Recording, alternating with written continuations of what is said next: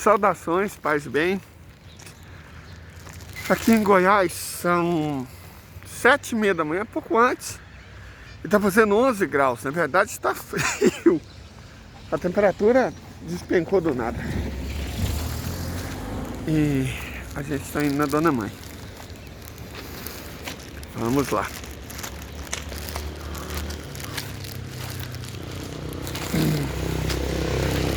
Pessoas, ontem o que era para ser uma espécie de live pré-gravada, por falha mais uma vez, pela enésima vez na plataforma, acabou sendo enviada como vídeo. Eu não enviei como vídeo, enviei como live pré-gravada, gente, programa, e aí, né, mas infelizmente as coisas não têm dado muito certo. Não fizemos live mesmo porque estamos com problema de som. Enfim, essas coisas acontecem nos almoços, né? Deixa eu contar uma coisinha aqui para vocês. Começo da semana eu me vacinei contra a tríplice viral, né? Acho que é coqueluche, cachumba e sarampo, é isso, acho que é essas três. E o interessante é que eu já dei essas três doenças. Aliás, a coqueluche quase me matou. Quase me matou por causa de uma croup decorrente. Sarampo é só desagradável. E cachumba também muito. Enfim, tomei a vacina de novo porque, né, tem que tomar, acho que a cada 20 anos. Tomei. E não sei se vocês sabem, de todas as vacinas, a mais recorrente em efeito colateral é exatamente a tríplice viral. Exantema, esse tipo de coisa, e sobretudo febre. Eu odeio febre, vocês sabem que eu tenho um transtorninho. E esse transtorninho, ele deixa a gente muito consciente do próprio corpo. Então febre é uma coisa que me... Nossa senhora, mas não tô com febre. Tem um intervalo, né, de 7 dias a 12 dias que a febre vem. Costuma ser alta, 39,5 graus. Mas não veio. E eu tô com esperança de, apesar de todas as outras vacinas eu ter sentido efeito colateral, essa eu não senti. Tô animado. E, enfim, vamos lá para Dona Mãe. Nessa manhã agradável e não sei na terra de vocês, bastante fria de julho. Seria o normal, né? Nada, né? Mesmo sendo Goiás, como eu disse, no sudoeste, sul e leste do estado, nessa uma espécie de mão côncava que segura o estado, sempre fez algum frio no inverno. Isso não é anormal. O que eu estranho é que estava quente, assim, o tempo virou, mas virou numa velocidade que, sabe, muito grande. Mas tá tudo bem, o dia tá muito claro, muito limpo, muito azul. Tanto que eu até acordei cedo. Dei uma arrumadinha no quarto. Não comi nada porque eu vou deixar para comer lá na Dona Mãe. Chamei ela para ir comigo na padaria comprar pão. Dona Mãe tem que andar.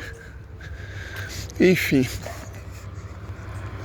eu gostaria de falar agora sobre a sub-região mais rica do mundo. Não é a Europa Ocidental, não é o Oriente Médio.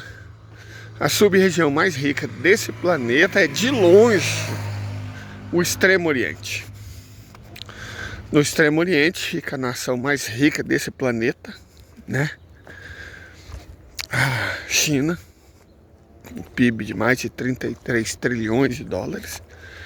Fica a quarta nação mais rica desse planeta, o Japão, com um PIB de mais de 6 trilhões de dólares.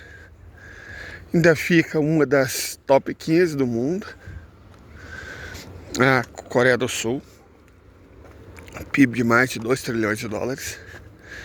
E ainda fica aquela parte meio rebelde da China. Taiwan, com PIB de mais de 1 trilhão de dólares. E de mais de meio trilhão, ainda tem Hong Kong, também parte da China, mas que, para estatística, conta como área à parte. E a Mongólia, né? A Mongólia é o Uruguai lá do... Na verdade não, tá? Por comparação, Mongólia é o Suriname do Extremo Oriente. Se você junta o PIB de China, Japão, Coreia do Sul, Taiwan, Hong Kong, você tem mais de 42 trilhões de dólares de PIB. Certo? Na verdade, mais de quase 44 trilhões de dólares de PIB. Isso é uma enormidade. Isso é mais de 2 vezes o total de PIB da Europa. Quer dizer, o Extremo Oriente sozinho é mais de 2 vezes mais rico do que toda a Europa, excluindo a Rússia. Certo? Ele é também quase 2 vezes mais rico do que toda a... 1,5 vezes, né? Mais rico do que toda a América anglo-saxônica, América do Norte. Pode incluir o México também, 1,5 vezes mais rico do que a América do Norte, sem a parte da América Central. Ou se incluir, não faz tanta diferença assim. Você tem uma região muito rica, mas muito rica mesmo. Então, nesse contexto, eu penso que a gente deve falar sobre as principais potências. E aí também incluindo a potência tecnológica, militar e industrial, que é a Coreia Popular. Ok. A China dispensa comentários, né? É uma das civilizações primordiais do mundo, ao lado das civilizações do Crescente Fértil, né? As civilizações do Crescente Fértil, a gente pode analisar elas juntas, porque veio a civilização suméria, e é claro que teve muitos lances originais, né, surgidos no Oriente Médio, mas o principal, a escrita, a matemática, foi copiado dos sumérios, foi copiado pelos egípcios e indiretamente copiado pelos hebreus, pelos babilônios que vieram depois, certo? Por todos esses povos. A original do Oriente Médio foi a civilização suméria. As outras civilizações asiáticas, como eu disse, da região, assírios, persas, egípcios. Na verdade, a civilização elamita também é bastante original, né? Então vamos chamar o grupo sumério-elamita, que foi o que deu origem ao grosso das civilizações do Crescente Fértil. Nós tivemos na Índia também um conjunto interessante de civilizações, certo? Com alguma influência do Oriente Médio, mas autônoma, autóctone, certo? As civilizações arapianas, a partir dela surgiram várias outras. Ok, tivemos na Mesoamérica, a partir dos maias e dos olmecas, também um outro grande conjunto civilizacional do mundo. Na América do Sul, também tivemos um grande conjunto civilizacional, a partir das civilizações da costa norte do Peru, foram muito anteriores aos Incas, mas muito anteriores em milhares e muitos milhares de anos. Tivemos, embora bem mais tarde, um conjunto de civilizações na África Ocidental, certo? Um conjunto de civilizações também bem mais tarde, que se desenvolveu na bacia do Mediterrâneo, mas aí com forte influência das civilizações do Crescente Fértil. Então não é bem original, né? As civilizações do Mediterrâneo não são originais. Tivemos uma civilização russa, né, indo-europeia, que foi destruída por a explosão vulcânica, pelas consequências de uma explosão vulcânica, né? Também acabou não deixando muitos sinais. A história é assim. E, claro, como núcleo principal mesmo, ao lado do núcleo mesoamericano, do Crescente Fértil e indiano, a civilização chinesa. A civilização chinesa é uma coisa interessante, porque eu venho pesquisando sobre isso há muito tempo. Então eu tenho subsídio, tenho material, inclusive se alguém quiser, para falar as coisas que eu estou falando, para afirmar o que eu estou afirmando. A civilização chinesa é interessantíssima, porque ela resulta da soma de dois núcleos. O núcleo étnico é Han, né? Povo, eu estou fazendo uma série de fios sobre todas as províncias chinesas, falta muito pouco. Eu vou deixar a província onde surgem os chineses, Henan, por último. Mas foi nessa província chinesa, no médio vale do Huanghe, que surge a civilização Han, a partir de estoques populacionais de cerca de 10, 12 mil anos atrás. Então os Han, originalmente, eram povos do médio Huanghe. Mas muitas das conquistas civilizacionais chinesas, como por exemplo a agricultura, ela não veio, a agricultura do arroz, porque nesse núcleo colonial Han foi o primeiro lugar do planeta Terra onde foi cultivada uma fibra natural, no caso o cânhamo, e também onde foi cultivado o sorgo, que é muito importante para a alimentação chinesa, para a história da China. Mas o arroz, ele não foi originalmente cultivado no Vale do Huanghe, mas no do Yangtze. E não foram por populações originalmente Hans, do ponto de vista genético. Foram por populações que deram origem aos austronésios, milhares de anos mais tarde. Certo? É o núcleo austronésio. As populações que viviam no médio Yangtze acabaram indo para Taiwan, de Taiwan se espalharam pelo Pacífico e ocuparam das Ilhas Marquesas até Madagascar, passando por toda a Insulíndia e a Polinésia. Então, essas populações, evidentemente, elas não surgiram em ilhas. Elas surgiram no sudeste da China. E foram esse estoque genético os responsáveis pela domesticação do arroz. Um processo que começou como vegetacultura mais de 20 mil anos atrás, ainda no Pleistoceno. Então, essa domesticação do arroz, o início dessa vegetacultura, faz da civilização chinesa uma das 3 mais antigas do planeta, né? Aí não estamos falando de realizações de matemática, de trigonometria, escrita e tal, mas de civilização mesmo, de sedentarização. Sedentarização, agricultura, surge como vegetacultura em 3 lugares de maneira independente, ainda no Pleistoceno.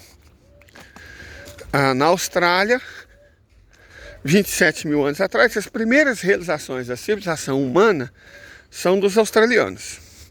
A navegação e a agricultura, certo? Primeiras grandes realizações do ser humano, da nossa espécie, que é o fogo. O fogo foi compartilhado por muitas outras espécies, certo? A linguagem também.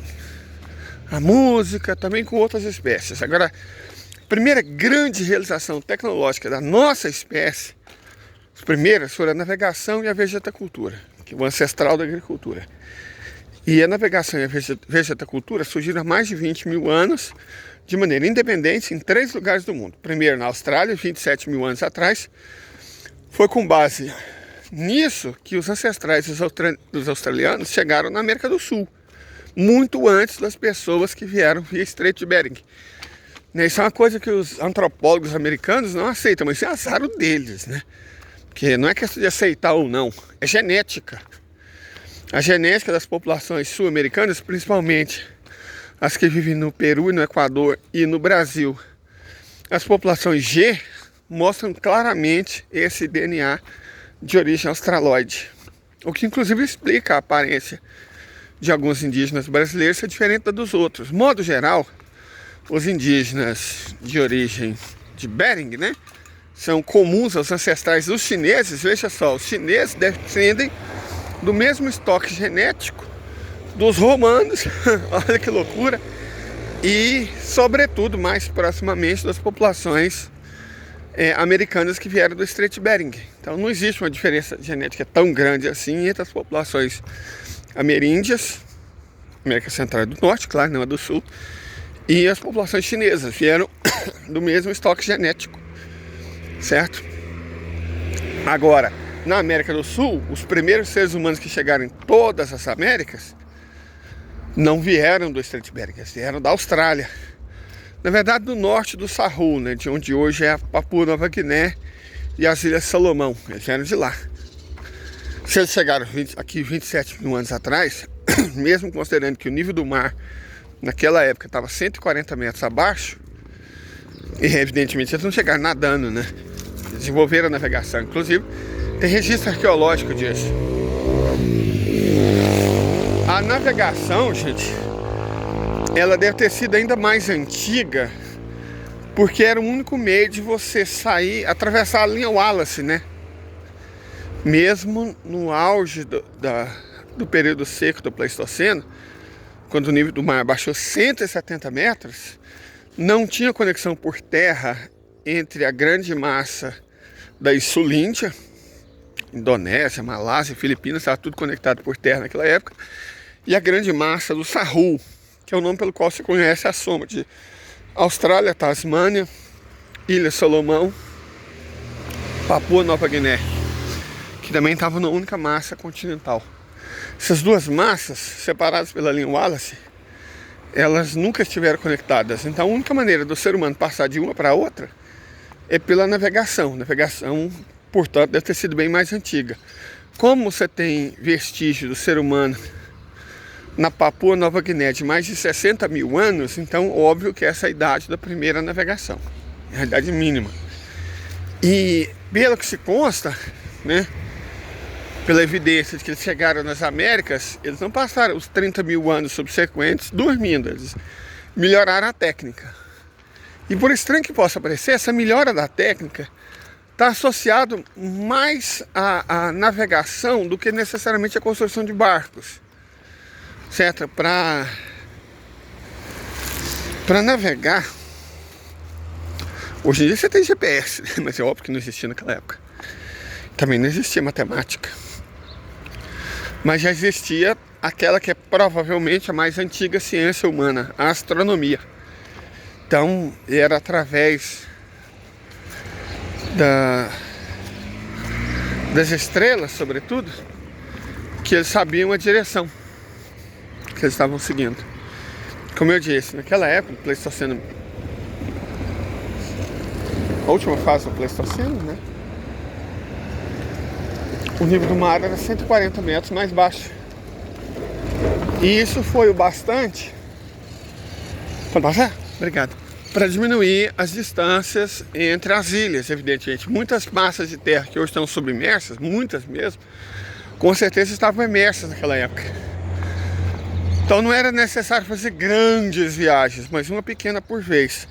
E talvez o subsequente aumento do nível do mar explique por que essa população austronésia desapareceu das ilhas da Polinésia. Porque, bem, se os polinésios começaram a ocupar as ilhas, os ancestrais dos polinésios, como eu disse, vieram de Taiwan, começaram a ocupar aquelas ilhas há cerca de 3 mil anos, mas as populações melanésias as ocuparam 27 mil anos atrás. Então o que aconteceu com essa população austronésia original? Quer dizer, população melanésia original? Não fica difícil entender o que houve. A soma de duas coisas muito prováveis. Primeiro, quando o nível do mar subiu, eles não conseguiram manter o padrão de vida, né? Ou algumas ilhas simplesmente desapareceram, né? Como se fosse uma espécie grande de lobo, 140 metros é muita coisa, né? E segundo, que elas podem ter sido extintas pelas populações austronésias que chegaram mais de 20 mil anos depois. Não seria a primeira vez que isso acontece. A substituição virtualmente completa de uma população por outra. Certo? Eu ainda tenho que estudar mais sobre os dados genéticos das populações da Polinésia. A gente achar, não sei, ainda não vi estudo que mostra um indicador genômico australo-melanésio nas populações da Polinésia. Isso indicaria que nem todos foram extintos, alguns podem ter se misturado, mas não tem estudo sobre isso. Então, a priori, pelo que se sabe agora, a ciência varia, ela muda muito em função de novas descobertas. Essas populações australinésias simplesmente substituíram as australo-melanésias originais, né? Que podem também ter sido extintas pela elevação do nível do mar. Muita coisa aconteceu. Enfim, então as civilizações da Austrália, mas eu achava que a Austrália eles não dominavam nem fogo, não, isso é a Tasmânia. Não tinha nem fogo, eles não tinham agricultura, tinha sim. A vegetacultura surge pela primeira vez na espécie humana lá, e a agricultura é praticada lá há pelo menos 5.000 anos. Ah, mas os livros didáticos foram escritos por ingleses, né? E aí, para disfarçar a atrocidade que eles fizeram lá, eles vendem os aborígenes como se fossem animais, né? Eu lembro quando era moleque, você tinha dúvida até se eles eram da mesma espécie humana que a gente. Era uma dúvida publicada em livro didático como se fosse uma coisa normal. Ok? Tá que, de fato, eles têm até 5% de sangue denisovano. E da espécie desconhecida. Também tem lá, ninguém sabe qual é. Acredito até que possa ser o Erectus. Tá no DNA deles, mas não significa muita coisa, porque os europeus também têm sangue de Neandertal. E chegam nas populações mais brancas também até 5%. Você quer um ser humano puro, vai na África Ocidental. Qualquer lugar do planeta, fora da África Ocidental, não são seres humanos puros, 100% Homo sapiens sapiens, certo? Fora da África Ocidental, e não existem seres humanos puros. O senhor Adolf ficaria surpreso, né, se soubesse disso. Mas é o fato. Mas voltando ao nosso assunto, que é o surgimento civilizacional, os outros dois lugares em que os primórdios da civilização surgiram há mais de 20.000 anos são Levante, né? Apesar da civilização suméria ser mais antiga, os primeiros vestígios civilizacionais foi no Levante, entre a Palestina e o sudeste da Turquia, né? Na verdade, aquela região lá desenvolveu uma civilização natufiana. Foi a primeira grande civilização do Levante. Os persas e elamitas provêm de outros estoques genéticos. Os sumérios, né? Os sumérios e elamitas, perdão. Os sumérios, por exemplo, são uma mistura de populações nativas do Golfo Pérsico. Lembrando que o Golfo Pérsico inteiro ficava acima do nível do mar, antes da transição do Pleistoceno para o Holoceno, onde o nível do mar subiu 140 metros e chegou no nível atual. Então, toda aquela região do Golfo Pérsico era um vale muito verdejante. E lá viviam populações que contribuíram com metade do estoque das civilizações sumérias. E parte da elamita. E o restante do estoque veio do atual Turcomenistão. Certo? Então, a civilização suméria é a mistura de um contingente nativo do Golfo Pérsico com um contingente que veio do atual Turcomenistão. A civilização elamita é pouco diferente. Só tem um componente do Golfo Pérsico maior do que o da civilização suméria. Então, apesar de estar na mesma região, o Oriente Médio, os sumério-elamitas pertencem ao estoque cultural genético diferente das populações natufianas. Essas populações natufianas da Ásia Ocidental deram origem, por exemplo, à civilização egípcia. A civilização egípcia é a mistura desse estoque genético do Levante, né? A civilização egípcia é uma civilização asiática. A cor da pele deles indica isso. O pessoal desse movimento aí que não quer falar com a verdade, eram negros, eram africanos, não. A origem deles é asiática. Culturalmente eles são asiáticos, geneticamente eles são asiáticos. Civilizacionalmente eles são asiáticos. Claro que tem um componente africano, mas pequeno, não importa. Não é significativo. O que manda mesmo é o componente asiático. E a outra parte que formou a civilização egípcia veio da Arábia. Muito provavelmente descendente do estoque genético do Golfo Pérsico. Certo? Então, tivemos esses dois grandes berços, os primórdios da civilização, e ainda a China, que também veio de dois grandes estoques genéticos, o Han, né, HAN, do médio Huanghe, e o Austronésio, olha que loucura, do baixo Yangtze, certo? Você tem evidência genética, arqueológica e antropológica mais que suficiente para determinar isso. Tem vários estudos sobre isso.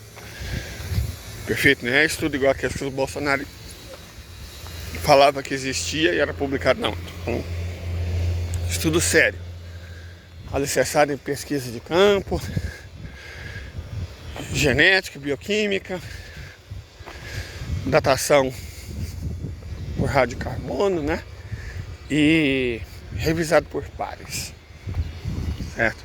É isso, a China descende de estoques. É claro que a exploração humana de maneira independente também surgiu no fim do Pleistoceno. No Peru, por exemplo, a abobrinha foi domesticada da Bolívia 11 mil anos atrás.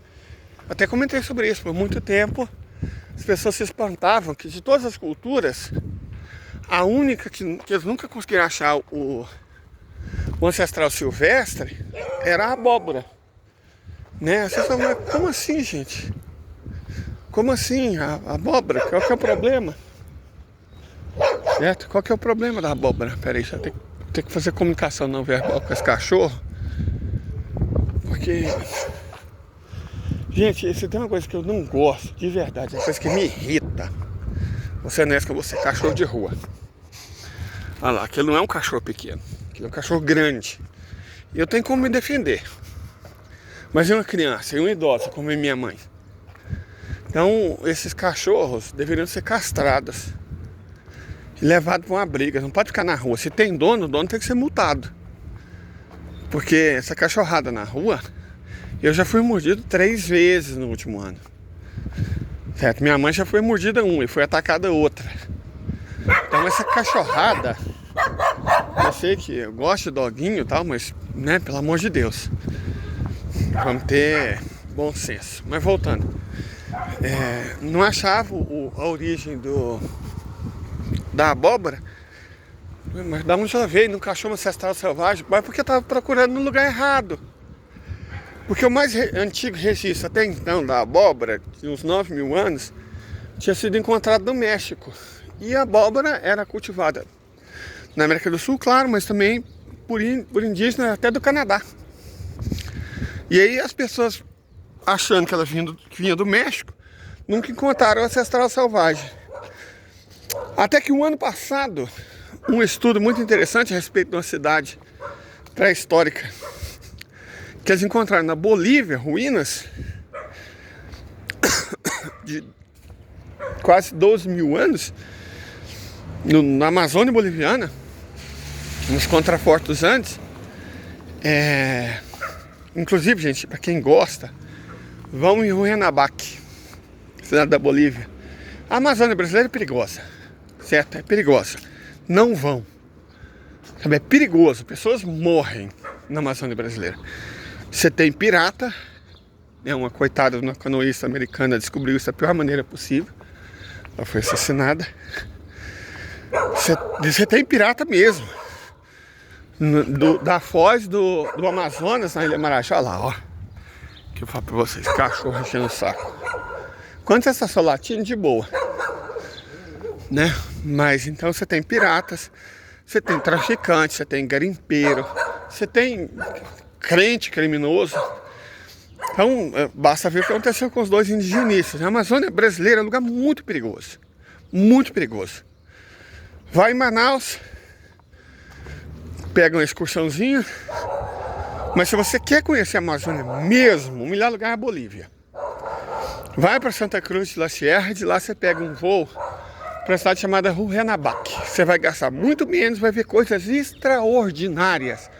Porque é o local onde os Andes encontram a Amazônia. E é seguro. E é muito mais barato.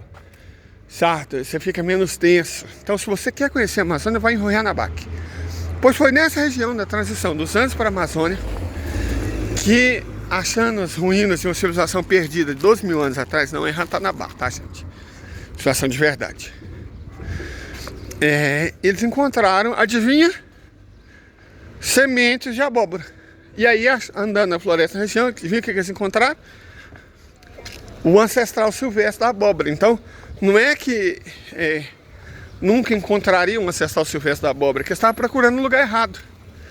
Não imaginava que as civilizações tinham existido na América do Sul ainda no Pleistoceno, 12 mil anos atrás. Certo? Os arqueólogos, assim como os geólogos também, cometeram muito esse erro, são pessoas meio preconceituosas, enfiam uma coisa na cabeça e nada tira. Mas felizmente tem a boa e velha evidência, né, que resolve esses problemas. Então, a evidência mostrou que a domesticação de várias culturas, eu lembro também de ler em livro didático que o cacau era originário do México, não é da América do Sul, certo? Porque por muito tempo as pessoas acharam que a Amazônia era um local sem civilizações, não, de forma alguma, de forma alguma, de forma alguma. Eu quero até falar sobre isso.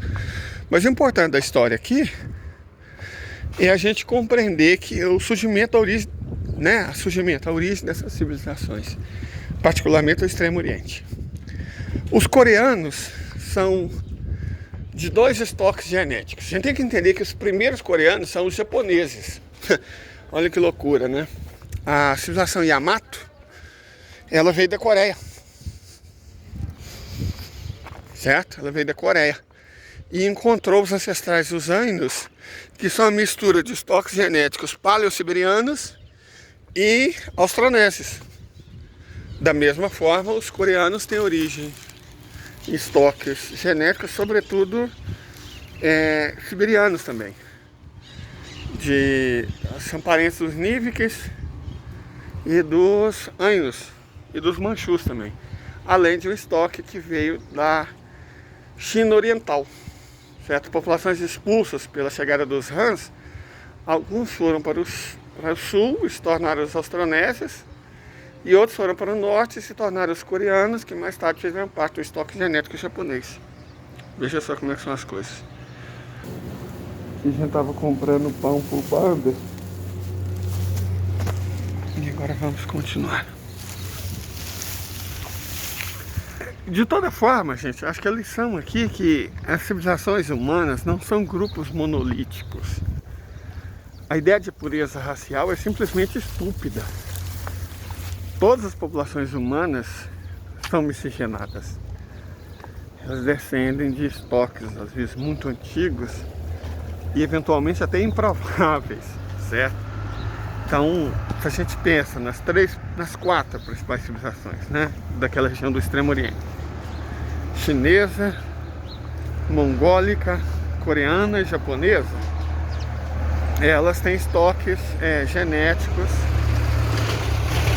ao mesmo tempo diferentes e misturados, certo? Ao mesmo tempo diferentes e misturados. Vou repetir: os chineses descendem de populações autóctones do Vale do Médio Yangtze e de populações que deram origem aos austronésios do Baixo Yangtze. Os coreanos são afins aos Nívikes e as populações tungúsicas,